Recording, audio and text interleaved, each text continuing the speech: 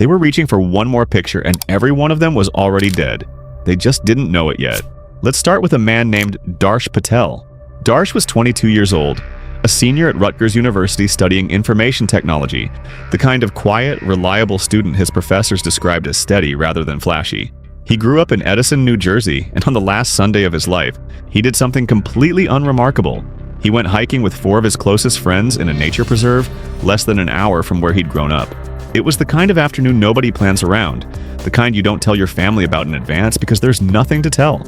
Just 5 guys in a trail. New Jersey had not recorded a single fatal black bear attack in over 150 years. Not one. Bear sightings were common enough that local police fielded 6 to 12 calls about them every single week, almost always about raided trash cans, never about anything worse. That statistic wasn't a warning to anyone that day. It was reassurance. 150 years of nothing happening felt to 5 college students on a Sunday walk like proof that nothing ever would. That reassurance was the trap. 150 years without a fatal attack doesn't mean the danger isn't real. It means the lesson hadn't been learned yet, by anyone, because nobody had lived through the version of the story that teaches it. The group noticed the bear before it noticed them, or so they thought. It began to follow at a distance first, then closer. And here is the moment that decides everything that follows. They stopped walking. They took out their phones.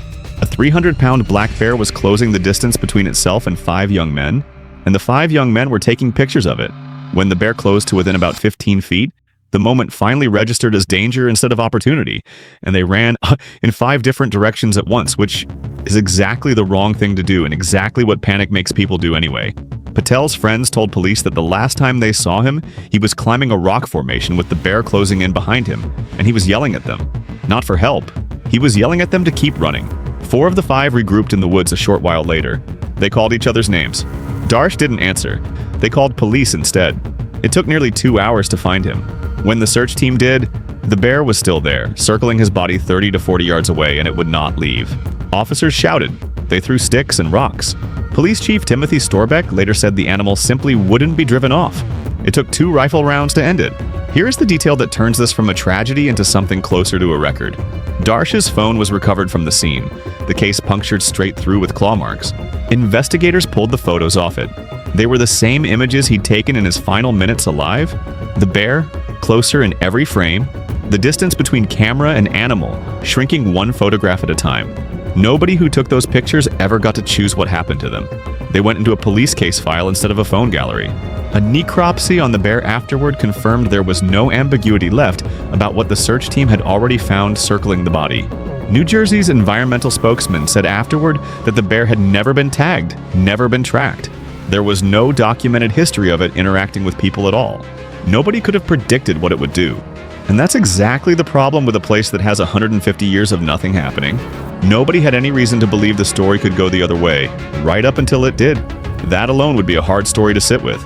But here's what makes it worse. This wasn't a one-time mistake made by someone who'd never heard a warning. 10 years later, on the other side of the world, a grown man with far more exposure to wildlife than 5 college students made almost the identical decision. And this time, he told the world about it a full day in advance. Quick thing before we keep going. We're closing in on 1,000 subscribers on this channel.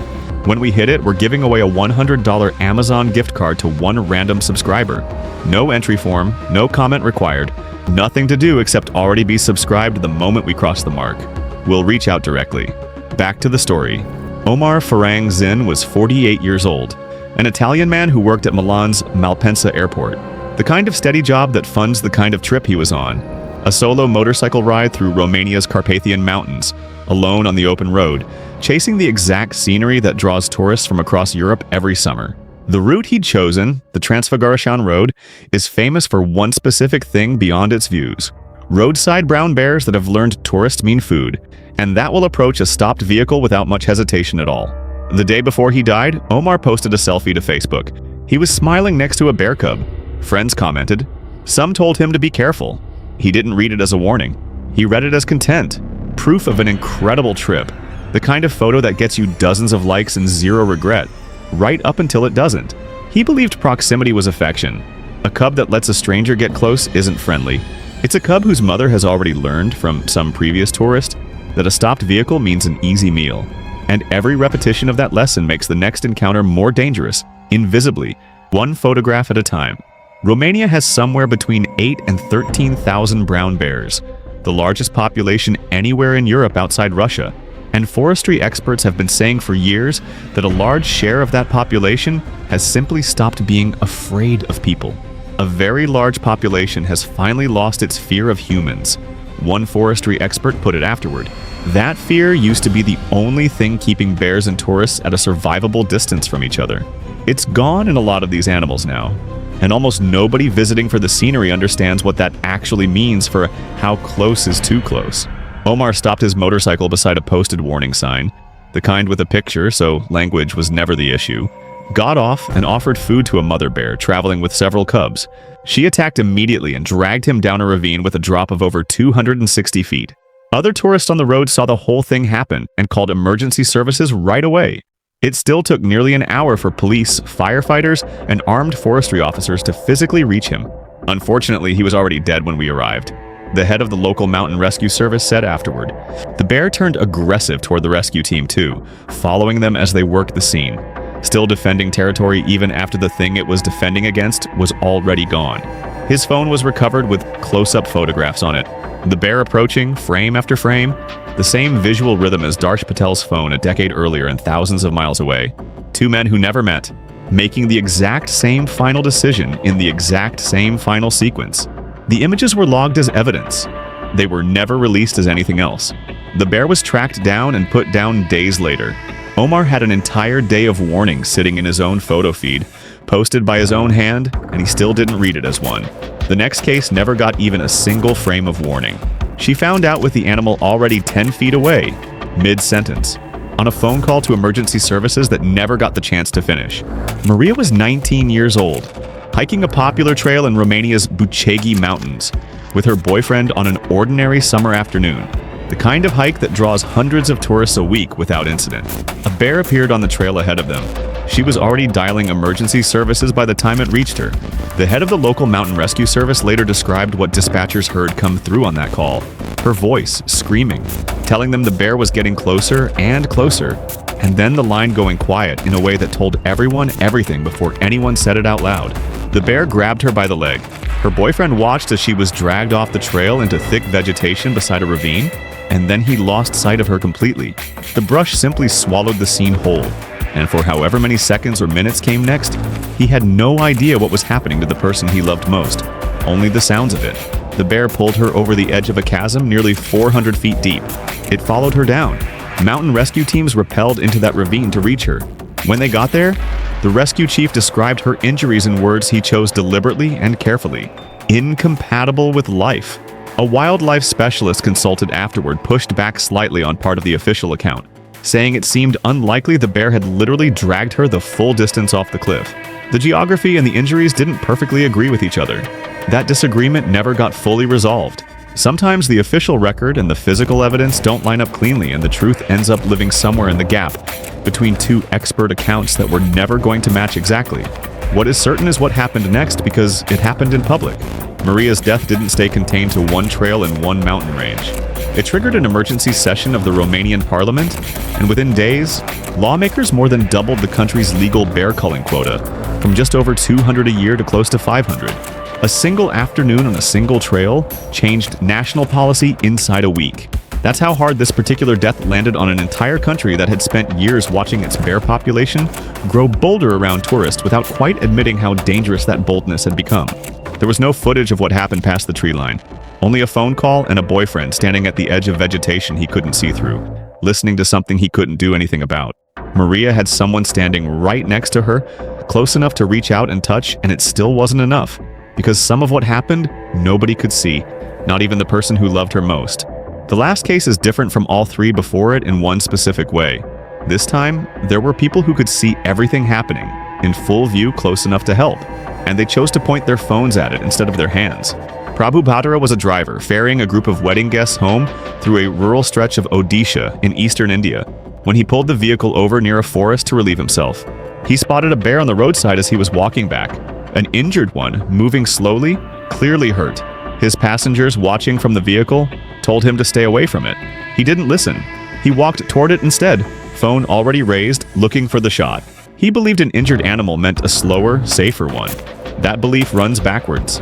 An injury doesn't strip a bear of its ability to kill a person in seconds. If anything, it can strip the animal of its ability to hunt anything faster or harder to catch, which makes a slow-moving human on foot look less like a threat to avoid, and more like the easiest meal available that entire day. The bear charged and pulled him down almost immediately. What happened in the next several minutes is the detail that separates this case from the other three, and it's the ugliest part of the whole story. His own travel companions, the same people who had just warned him not to do this, stood there and filmed it on their phones instead of trying to pull him free. A stray dog that happened to be nearby did more than any of the human witnesses did. It bit at the bear repeatedly, again and again, trying to drive the animal off Prabhu's body. It couldn't. Forest officials arrived afterward, tranquilized the bear, and recovered what was left of him.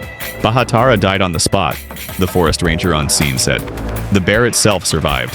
Officials treated its injuries and eventually released it back into the same forest it came from.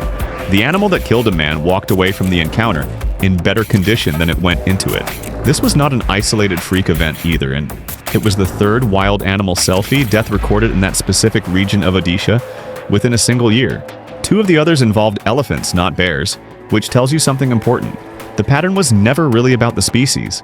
Between 2014 and 2016 alone, researchers at Carnegie Mellon University and Delhi's Indraprastha Institute documented at least 76 selfie-related deaths in India, more than any other country measured in the study by a wide margin.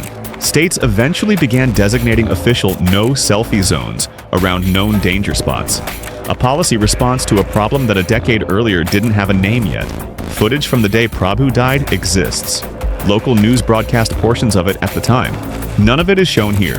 4 people, 4 phones in one form or another, a camera roll, a selfie posted the day before, an emergency call dialed mid-attack, a group of bystanders recording instead of reaching out a hand. Every one of them believed in the specific moment that mattered most, that the screen in front of them was a kind of distance. It never was. A photograph doesn't put space between you and a wild animal. It just gives you something to look at instead of the thing that's actually happening. That's the real story underneath all 4 of these. It isn't really about bears at all. Bears do what bears have always done. They protect their young, they take the easiest food available, they react to threats the only way 300 to 900 pounds of muscle knows how to react. The tragedy was never the animal's behavior. It's that 4 different people on 4 different continents, across a span of more than a decade, all made the exact same private calculation in the exact same handful of seconds. That the moment was worth one more photo, that the distance still counted as safe, that this was still the part of the story where nothing had gone wrong yet. By the time any of them understood otherwise, it was already too late to act on that understanding. That's what it actually means to already be dead and not know it. Not a curse, not fate, just the quiet, ordinary gap between the second the danger becomes real and the second a person finally catches up to that fact. In that gap, you're still smiling. You're still holding the phone up. You're still one frame away from putting it down and stepping back, and you never quite get to that frame in time. Somewhere right now, someone is standing closer to a wild animal than they think. Phone already raised. Absolutely certain they have more time than they do.